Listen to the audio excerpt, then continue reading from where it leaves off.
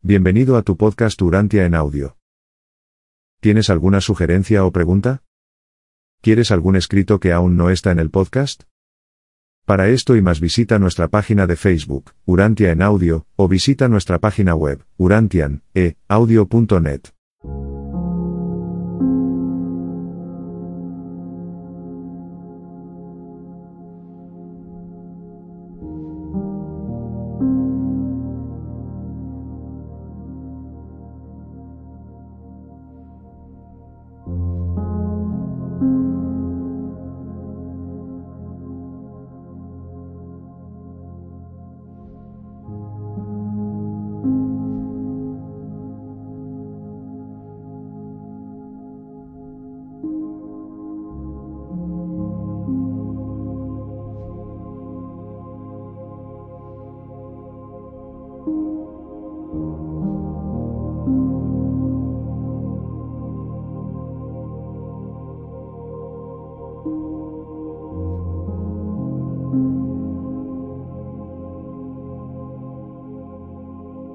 Escrito 142.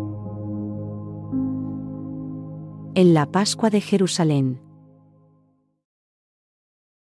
Durante el mes de abril, Jesús y los apóstoles realizaron su labor en Jerusalén, aunque dejaban la ciudad al caer la tarde para pernoctar en Betania. Jesús, por su parte, pasaba 1 o 2 noches semanales en Jerusalén en la casa de Flavio, un judío griego. Allí acudían en secreto muchos judíos prominentes para entrevistarse con él. El primer día en Jerusalén, Jesús fue a ver a Anás, un amigo de años pasados, antiguo sumo sacerdote y pariente de Salomé, la esposa de Zebedeo. Anás había oído hablar de Jesús y de sus enseñanzas, y cuando Jesús llegó a la casa del sumo sacerdote, se le recibió con mucha cautela. Cuando Jesús notó la frialdad de Anás, se despidió de él de inmediato, diciéndole al partir: El miedo es el mayor tirano del hombre, y el orgullo, su gran debilidad. ¿Te traicionarás a ti mismo entregándote a la esclavitud de estos dos asoladores de la felicidad y de la libertad? Pero Anás no contestó. El maestro no volvió a verlo hasta el momento en el que él y su yerno hicieron juicio contra el Hijo del Hombre.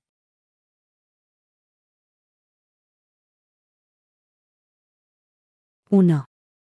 Enseñanza en el templo. Durante todo este mes, Jesús o alguno de los apóstoles enseñaban diariamente en el templo. Cuando las multitudes que asistían a la Pascua eran demasiado grandes para entrar en el templo y oír las enseñanzas, los apóstoles se llevaban a muchos de estos grupos fuera de los recintos sagrados. El núcleo de su mensaje era: 1. El reino de los cielos se ha acercado. 2. Por medio de la fe en la paternidad de Dios, podéis entrar en el reino de los cielos y convertiros en los hijos de Dios. 3. El amor es la regla de la vida en el seno del reino, devoción suprema a Dios a la vez que amáis a vuestro prójimo como a vosotros mismos. 4. La obediencia a la voluntad del Padre, que rinde los frutos del Espíritu en la vida personal, es la ley del reino. Las multitudes que venían a celebrar la Pascua oyeron estas enseñanzas de Jesús y centenares de ellos se regocijaron de la buena nueva. Ante esto, los sumos sacerdotes y los dignatarios de los judíos se inquietaron bastante por Jesús y sus apóstoles, y comenzaron a debatir entre ellos qué se podría hacer al respecto. Además de enseñar dentro y en las inmediaciones del templo, los apóstoles y otros creyentes realizaban una gran labor personal entre las multitudes llegadas para la Pascua. Estos hombres y mujeres llevaron con interés la nueva del mensaje de Jesús, desde este lugar de celebración pascual hasta las zonas más distantes del Imperio Romano y también al este, lo que significó el comienzo de la difusión del Evangelio del Reino al mundo exterior. La labor de Jesús dejaría de circunscribirse solamente a Palestina.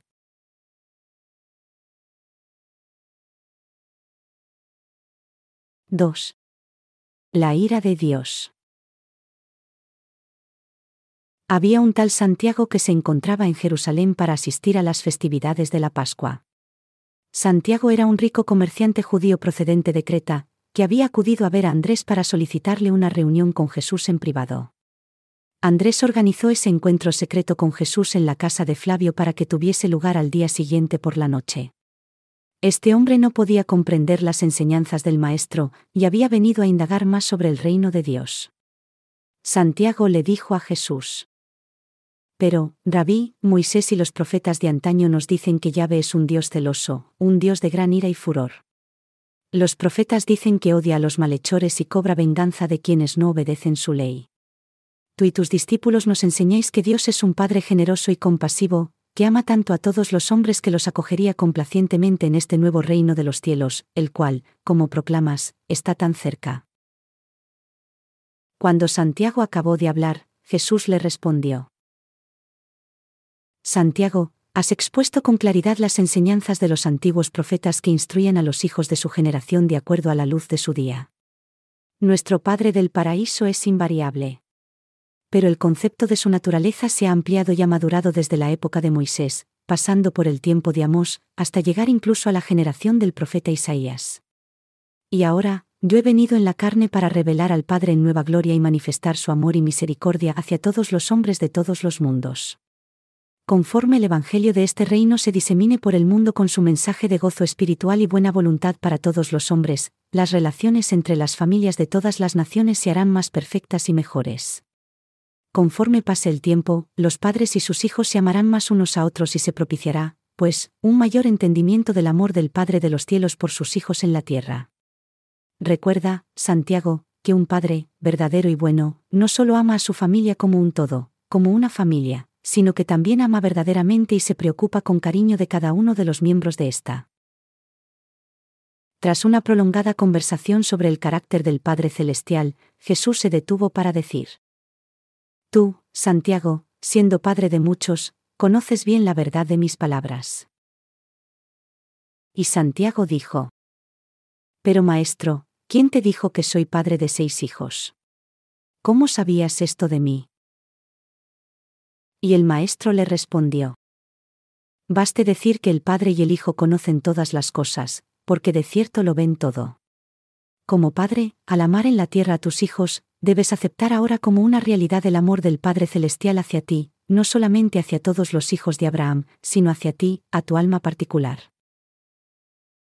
Jesús continuó diciendo: Cuando tus hijos son muy jóvenes e inmaduros, y cuando debes castigarlos, quizás imaginen que su padre está furioso y lleno de rencor e ira.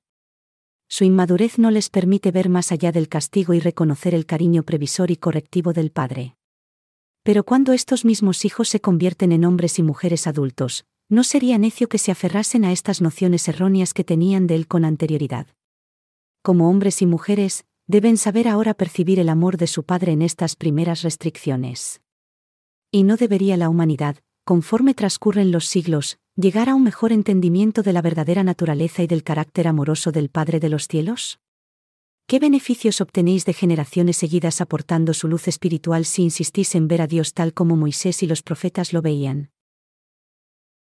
Te digo, Santiago, que, a la luz brillante de esta hora, deberías ver al Padre como nunca nadie antes de ti lo contempló.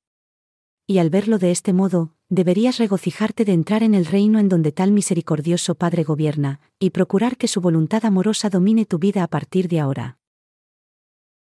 Y Santiago contestó: Rabí, yo creo, deseo que me lleves al reino del Padre.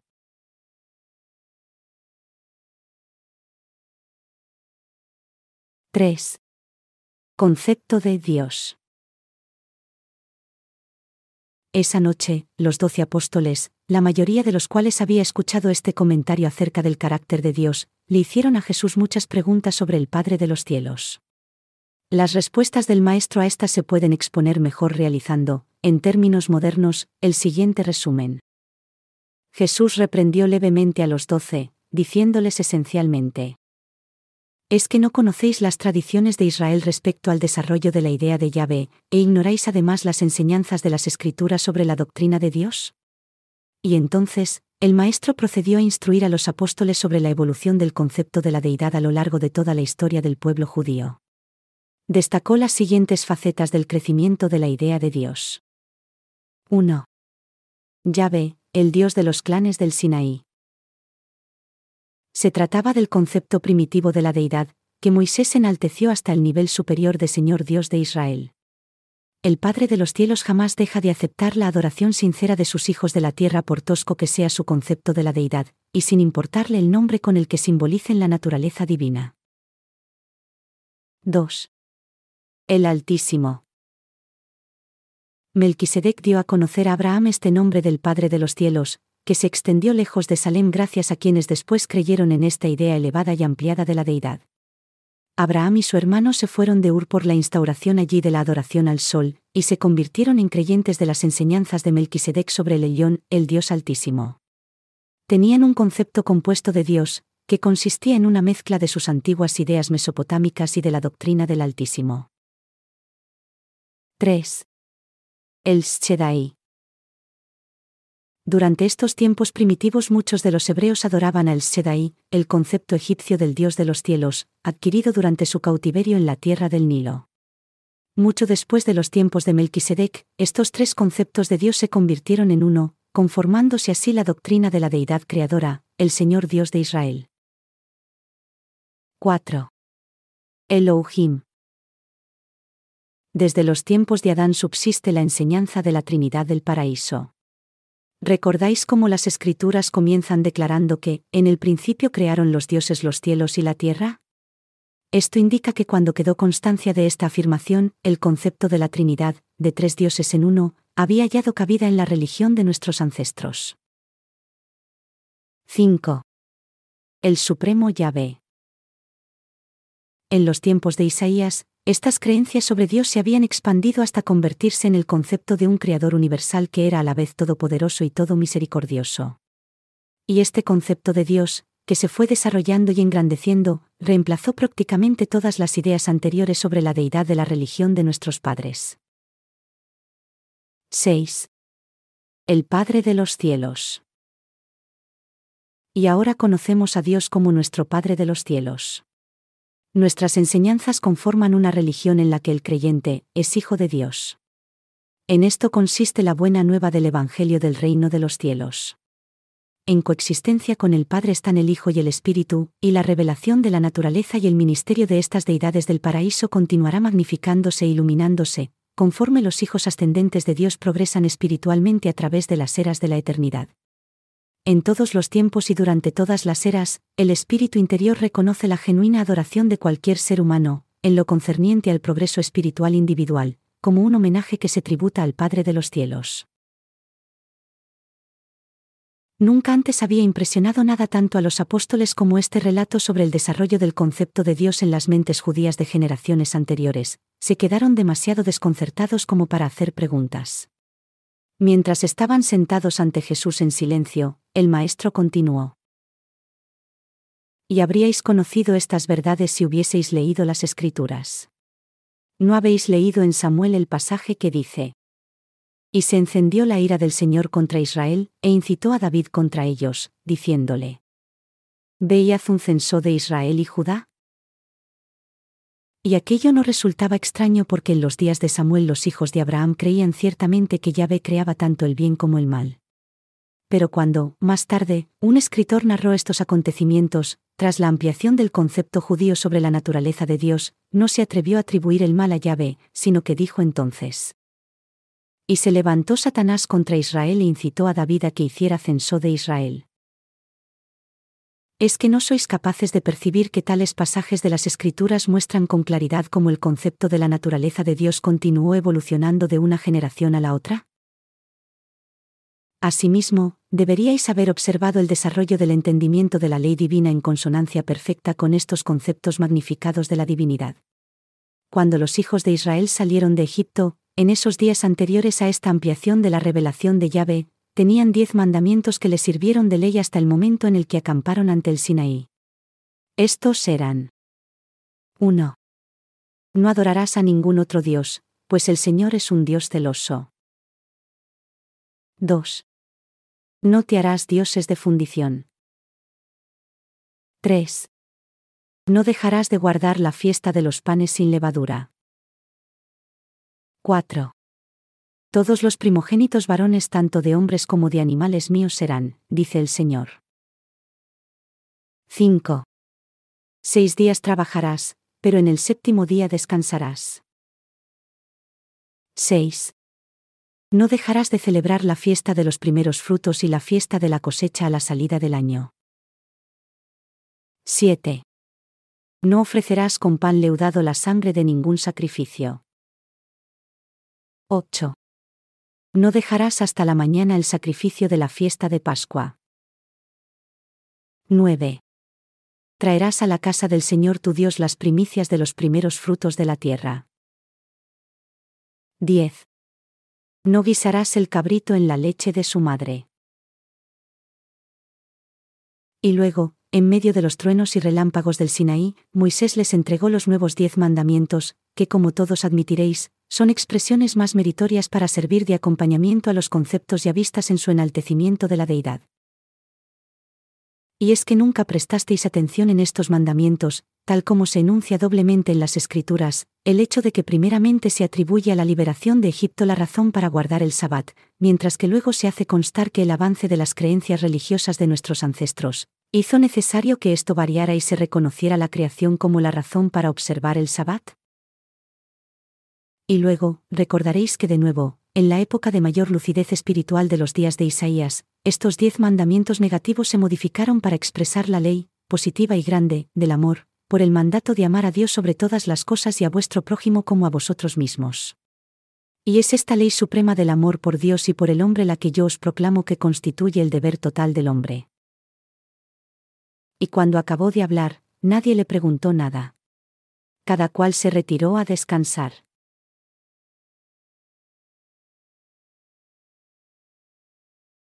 4. Flavio y la cultura griega. Flavio, el judío griego, era un prosélito de la puerta, que no estaba circuncidado ni bautizado, y puesto que era un gran amante de la belleza en el arte y en la escultura, la vivienda que ocupaba durante su estancia en Jerusalén era un hermoso edificio. La casa estaba exquisitamente ornamentada con invaluables tesoros, que él había acumulado de sus viajes por el mundo.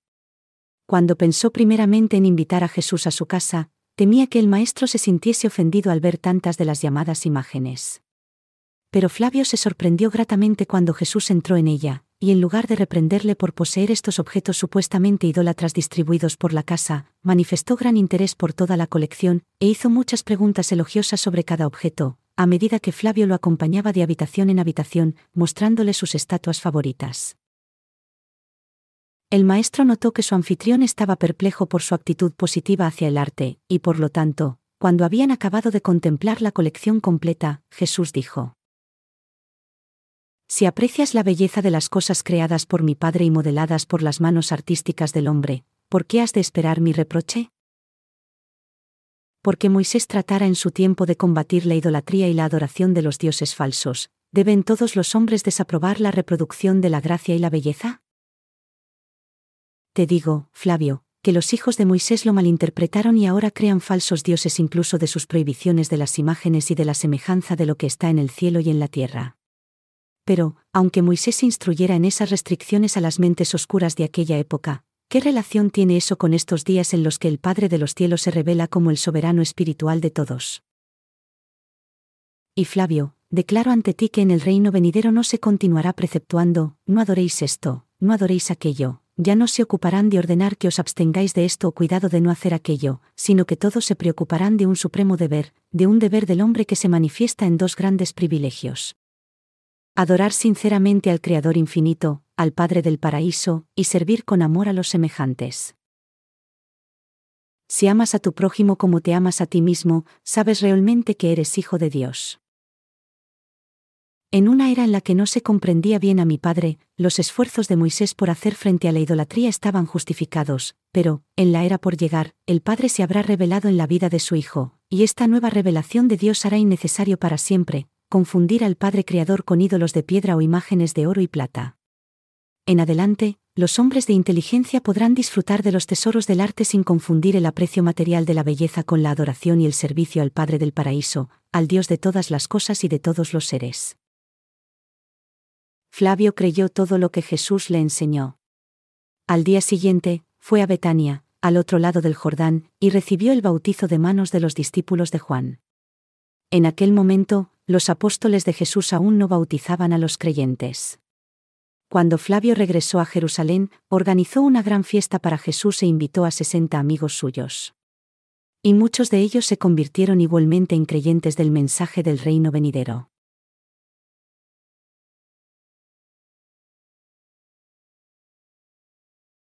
―5. Discurso sobre la certeza espiritual. Durante esta semana de Pascua, uno de los grandes sermones que Jesús predicó en el templo fue en respuesta a una pregunta que uno de los asistentes, un hombre de Damasco, le hizo. Pero, Rabí, ¿cómo sabremos con certeza que Dios te ha enviado, y que nosotros podremos verdaderamente entrar en un reino, cuya proximidad tú y tus discípulos anunciáis? Y Jesús respondió: En cuanto a mi mensaje y a las enseñanzas de mis discípulos, debéis juzgarlos por sus frutos. Si os proclamamos las verdades del Espíritu, el Espíritu mismo dará testimonio en vuestros corazones de que nuestro mensaje es auténtico. En cuanto al reino y a la certeza de vuestra aceptación por el Padre Celestial, os pregunto, ¿qué padre entre vosotros, que sea digno y bondadoso, mantendría a su hijo en la ansiedad e inseguridad respecto a su estatus en la familia, o en cuanto a tener un sitio seguro en el corazón amoroso de su padre? ¿Es que vosotros, padres terrenales, disfrutáis torturando a vuestros hijos dejándolos en la incertidumbre sobre su lugar en el continuo amor de vuestros corazones humanos? Tampoco vuestro Padre de los cielos abandona a sus hijos del Espíritu por la fe en la dudosa incertidumbre de su posición en el reino. Si recibís a Dios como vuestro Padre, entonces, sois en efecto y de cierto, hijos de Dios. Y si sois sus hijos, entonces, estaréis seguros de vuestra posición y condición respecto a vuestra filiación eterna y divina. Si creéis mis palabras, creéis, pues, en aquel que me envió, y creyendo, por lo tanto, en el Padre, os habéis asegurado vuestro estatus en la ciudadanía celestial. Si hacéis la voluntad del Padre de los cielos, no erraréis en el logro de la vida eterna, que es progreso en el reino divino. El Espíritu Supremo dará testimonio a vuestros espíritus de que verdaderamente sois hijos de Dios. Y si sois hijos de Dios, entonces, habéis nacido del Espíritu de Dios, y el que haya nacido del Espíritu, tiene en sí mismo el poder para superar cualquier duda, y esta es la victoria que vence cualquier incertidumbre, vuestra fe. Dijo el profeta Isaías, hablando de estos tiempos. Cuando el Espíritu se derrame sobre nosotros de lo alto, entonces, la labor de la justicia será paz, reposo y seguridad para siempre. Para todos aquellos que crean verdaderamente en este Evangelio, yo me convertiré en la garantía de que serán acogidos en la misericordia eterna y en la imperecedera vida del reino de mi Padre. Por consiguiente, vosotros que oís este mensaje y creéis en este Evangelio del reino, sois hijos de Dios y tenéis vida imperecedera, y la evidencia para todo el mundo de que habéis nacido del Espíritu es que sinceramente os amáis unos a otros. La multitud que oía a Jesús estuvo durante horas haciéndole preguntas y escuchando con atención sus reconfortantes respuestas. Gracias a estas enseñanzas, incluso los apóstoles se sintieron alentados a predicar el Evangelio del reino con más fuerza y seguridad. Estas experiencias vividas en Jerusalén fueron de gran inspiración para los 12. Significaron su primer contacto con muchedumbres tan enormes, y aprendieron muchas lecciones útiles que les resultarían muy beneficiosas para su futura labor.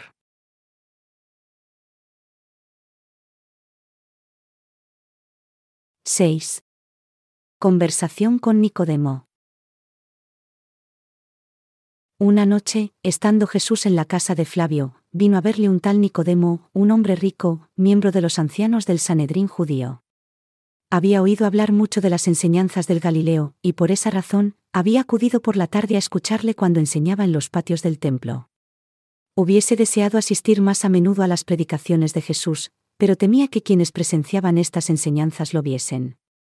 En ese momento, los dirigentes judíos estaban en tal desavenencia con Jesús, que ningún miembro del Sanedrín quería ser identificado abiertamente con él.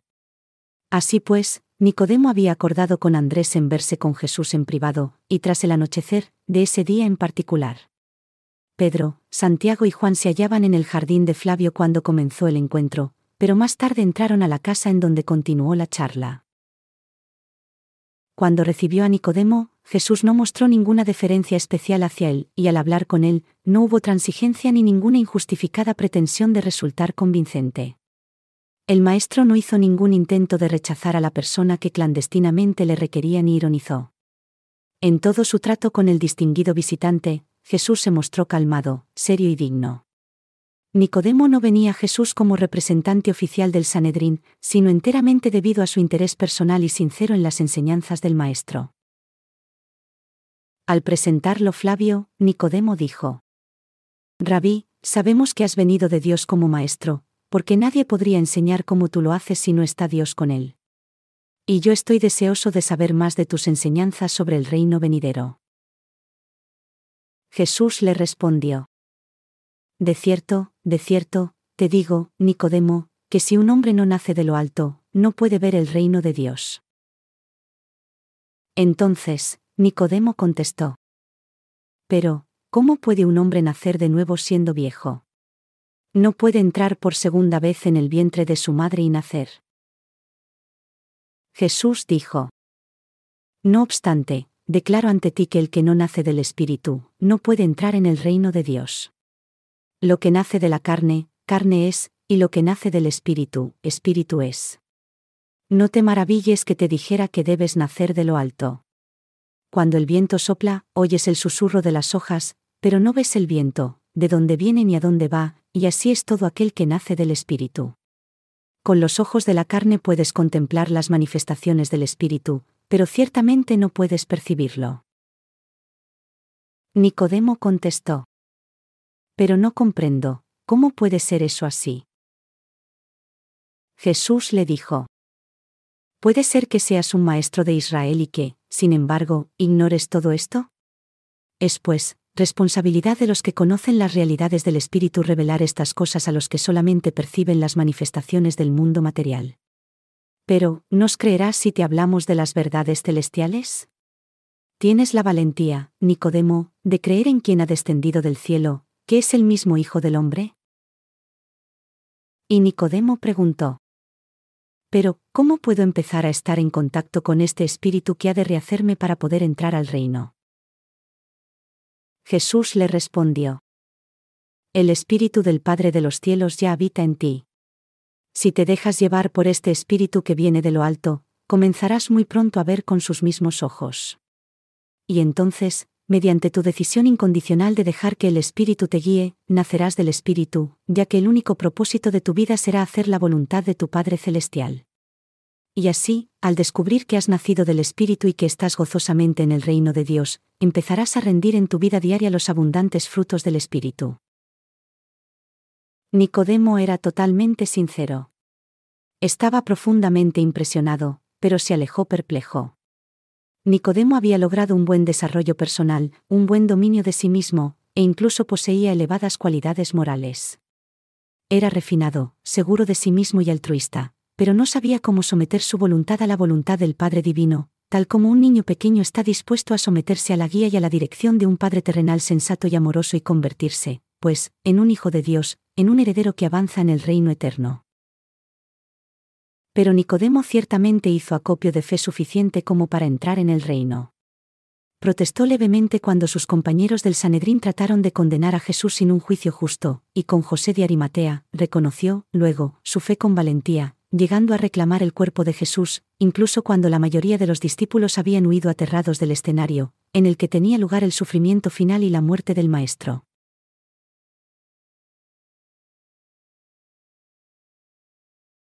¡7! Lección sobre la familia. Tras el periodo de intensa actividad docente y de labor personal realizado en Jerusalén durante la semana de Pascua, Jesús pasó el siguiente miércoles en Betania, descansando con sus apóstoles. Esa tarde, Tomás hizo una pregunta que suscitó una respuesta larga y esclarecedora. Tomás dijo: Maestro, el día que nos seleccionaste como embajadores del reino, nos dijiste muchas cosas, nos instruiste sobre la forma de vida que deberíamos llevar a nivel personal, pero, ¿qué le enseñaremos a la multitud? ¿Cómo deben vivir estas personas una vez que el reino haya llegado en su mayor plenitud? ¿Poseerán esclavos tus discípulos? ¿Buscarán tus creyentes la pobreza y evitarán la riqueza? ¿Prevalecerá por sí misma la misericordia sin que haya más necesidad de ley y justicia? Jesús y los 12 pasaron toda la tarde y esa noche, después de la cena, comentando las preguntas de Tomás. A efectos de este relato, exponemos el siguiente resumen de la instrucción impartida por el Maestro. Jesús quiso primeramente dejar claro a sus apóstoles que Él estaba en la tierra viviendo una excepcional vida en la carne y que ellos, los 12, habían sido llamados para participar en este ministerio de gracia del Hijo del Hombre, y que, como tales compañeros en esta labor, debían asimismo compartir muchas de las restricciones y obligaciones que dicho ministerio conllevaba. Hubo una indicación velada de que el Hijo del Hombre era la única persona que jamás había vivido sobre la tierra, que pudiera, de forma simultánea, ver dentro del corazón mismo de Dios y en las profundidades del alma del hombre. Jesús explicó con mucha claridad que el reino de los cielos era una experiencia evolutiva, que comenzaba aquí en la tierra y progresaba a través de sucesivas estaciones de vida hasta llegar al paraíso. En el transcurso de la noche, señaló categóricamente que en algún estadio del desarrollo del reino, visitaría nuevamente este mundo en poder espiritual y gloria divina. A continuación explicó que la idea del reino no era la mejor manera de ilustrar la relación del hombre con Dios, que empleaba este lenguaje figurado porque el pueblo judío estaba a la espera del reino, y porque Juan había predicado aludiendo al reino venidero. Jesús dijo: la gente de otra era comprenderá más fácilmente el evangelio del reino cuando se presente en términos que expresen relación familiar, cuando el hombre comprenda que la religión consiste en la enseñanza de la paternidad de Dios y la hermandad de los hombres, en la filiación con Dios. Entonces, el Maestro disertó extensamente sobre la familia terrenal como ilustración de la familia celestial, reiteró las dos leyes fundamentales de la vida. El primer mandamiento de amor por el Padre, por el jefe de la familia, y el segundo mandamiento de amor mutuo entre los hijos, el precepto de amar a tu hermano como a ti mismo. Y entonces, precisó que tan alto nivel de afecto fraternal se manifestaría de forma invariable como servicio social, desinteresado y amoroso. Tras esto, vino la charla memorable sobre los rasgos esenciales de la vida familiar y su aplicación a la relación existente entre Dios y el hombre. Jesús afirmó que una verdadera familia se fundamenta en los 7 hechos siguientes. 1. El hecho de la existencia. Hay una relación natural y unos parecidos físicos que vinculan entre sí a los miembros de una familia. Los niños heredan determinados caracteres de sus padres. Los hijos tienen origen en sus padres. La existencia de la persona depende del acto de los padres. La relación entre padres e hijos es innata en toda la naturaleza, e impregna todas las existencias vivas. 2. La seguridad y la satisfacción. A los verdaderos padres les complace sumamente atender las necesidades de sus hijos. Muchos padres no se contentan con remediar las simples carencias de sus hijos, sino que disfrutan haciendo previsiones para que ellos tengan igualmente sus propias satisfacciones. 3. La educación y la formación. Los padres sensatos planean detenidamente proporcionar a sus hijos e hijas una educación y una adecuada formación. Siendo jóvenes se les prepara para las mayores responsabilidades de su vida futura. 4. La disciplina y las restricciones. Los padres con visión de futuro hacen también previsiones para la necesaria disciplina, guía, corrección, y algunas veces, restricción de sus vástagos jóvenes e inmaduros. 5. La compañía y la lealtad. El padre cariñoso mantiene una relación cercana y amorosa con sus hijos. Sus oídos están siempre abiertos a oír sus peticiones, está siempre listo para compartir sus tribulaciones y asistirlos en sus dificultades. Un padre se interesa supremamente por el creciente bienestar de su progenie. 6. El amor y la misericordia. Un padre compasivo sabe perdonar sin límites. Los padres no albergan ideas vengativas contra sus hijos. Los padres no son jueces, ni enemigos ni acreedores. Las verdaderas familias se edifican sobre las bases de la tolerancia, la paciencia y el perdón. 7. Previsiones para el futuro. A los padres temporales les complace dejarles una herencia a sus hijos. La familia continúa de una generación a la otra.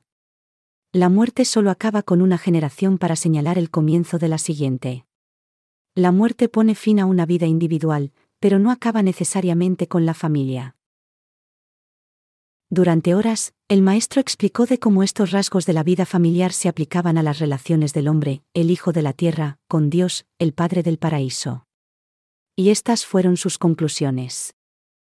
Conozco en perfección, y enteramente, la relación de un hijo con el Padre, porque todo lo que habréis de conseguir respecto a vuestra filiación con Él en el futuro eterno, yo ya lo he conseguido. El Hijo del Hombre está preparado para ascender a la derecha del Padre, por lo que en mí está el camino, ahora aún más amplio, para que todos vosotros veáis a Dios, y antes de que hayáis terminado vuestro glorioso camino de avance, lleguéis a ser perfectos al igual que el Padre de los cielos es perfecto.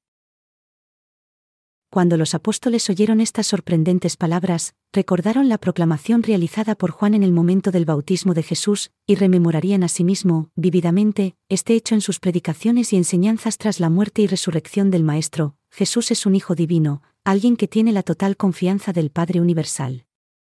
Había estado con el Padre y lo comprendía plenamente. Ahora, había vivido su vida en la tierra conforme a la total satisfacción del Padre, y esta encarnación en la carne le había permitido entender por completo al hombre.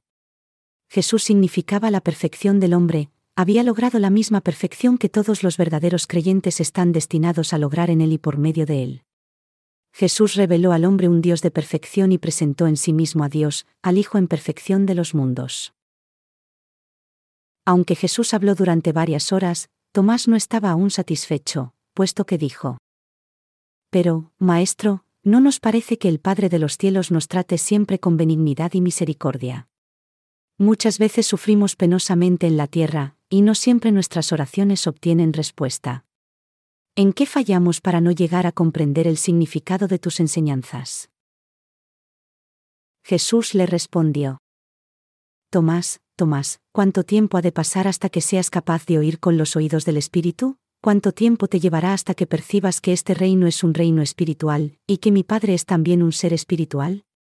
¿Es que no entiendes que os estoy instruyendo como hijos espirituales de la familia espiritual del cielo, cuyo jefe y Padre es un Espíritu infinito y eterno? ¿Es que no vais a permitirme que emplee la idea de la familia terrenal para ilustrar las relaciones divinas sin que apliquéis mis enseñanzas de forma tan literal a las cuestiones materiales? ¿Es que en vuestras mentes no podéis separar las realidades espirituales del reino de los problemas materiales, sociales, económicos y políticos de esta época?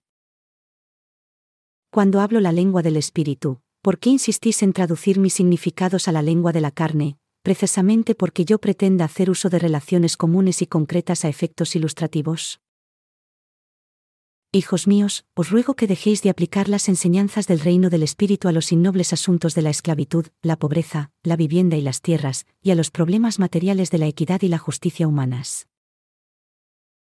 Estas cuestiones temporales forman parte de la preocupación de los hombres de este mundo y aunque, de algún modo, atañen a todos los hombres, vosotros habéis sido llamados para representarme a mí en el mundo, tal como yo represento a mi Padre. Sois los embajadores espirituales de un reino espiritual, los representantes especiales del Padre espiritual. Para este momento, yo ya debería poder instruiros como hombres maduros del reino espiritual. ¿Es que tengo que dirigirme siempre a vosotros como si fuerais unos niños? ¿Es que no vais a crecer nunca en percepción espiritual? No obstante, os amo y seré tolerante con vosotros hasta el fin de nuestra relación en la carne. E incluso entonces mi espíritu irá por delante de vosotros en todo el mundo.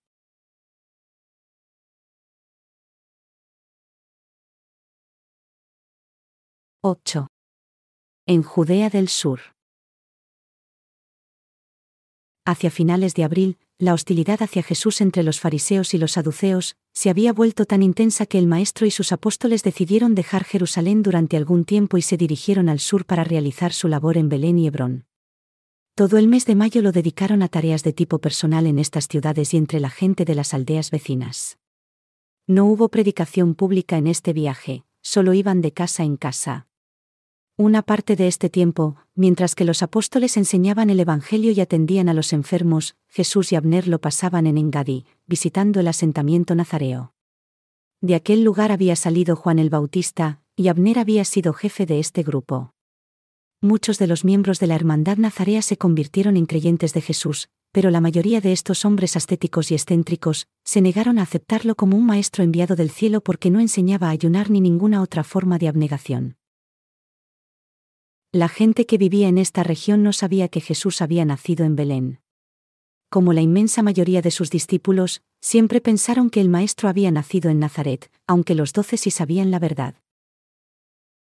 Esta estancia en el sur de Judea significó para ellos un tiempo tranquilo y fructífero en su labor, se añadieron muchas almas al reino.